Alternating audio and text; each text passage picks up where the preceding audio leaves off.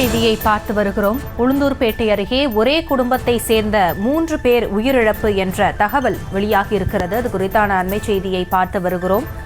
உயிரிழந்தவர்கள் NLC ஊழியராக இருந்த முத்துக்குமார், மனைவி தேவி, மகன் பிரவீன் என்று தகவல் கிடைக்கப்பட்டிருக்கிறது. மனைவி மகனை கொன்று முத்துக்குமார் தற்கொலையா என்று போலீசார் விசாரணை மேற்கொண்டு வருகிறார்கள். கள்ளக்குறிச்சி மாவட்டம் உளுந்தூர்பேட்டையில் ஒரே குடும்பத்தை சேர்ந்த 3 பேர் மரணமடைந்திருக்கிறார்கள். அஜீஸ் நகர் அருகே திருச்சி தேசிய நெடுஞ்சாலை அருகில் உள்ள குளத்தில் தாய் மகன் மிதக்கக்கூடிய சூழலில் கணவரின் உடலும் கண்டெடுக்கப்பட்டிருக்கிறது. உயிரிழந்தவர்கள் NLC ஊழியராக இருந்த முத்துக்குமார், மனைவி தேவி மற்றும் மகன் என்று தெரிய வந்திருக்கிறது. இது குறித்தான விவரங்களோடு இணைகிறார் எமது செய்தியாளர் சகாதேவன். சகாதேவன், இந்த நிகழ்வு எப்பொழுது நடந்தது, இதற்கான காரணம் என்ன என்று போலீசார் எந்த கோணத்தில் விசாரித்து வருகிறார்கள்?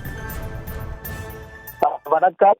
கள்ளக்குறிச்சி மாவட்டம் உளுந்தூர்பேட்டை அருகே உள்ள அஜீஸ் நகர் ஒரே குடும்பத்தைச் சேர்ந்த 3 பேர் உயிரிழப்பு. மனைவி மகன் கொலை செய்யப்பட்டாரா என போலீசார் விசாரணை.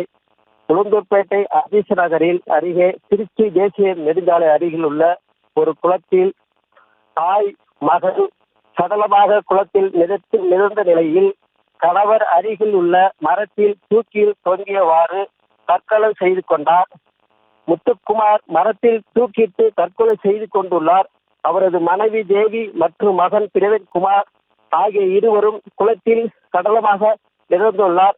இது சம்பந்தமாக எடைக்கல் காவல் நிலைய போலீசார் கொலையா தற்கொலை செய்திருக்கலாமா என்ற சட்டத்தில் முதல் கட்ட கோணத்தில் விசாரணை நடைபெற்று வருகின்றனர். விவரங்களுக்கு நன்றி சகாதேவன்.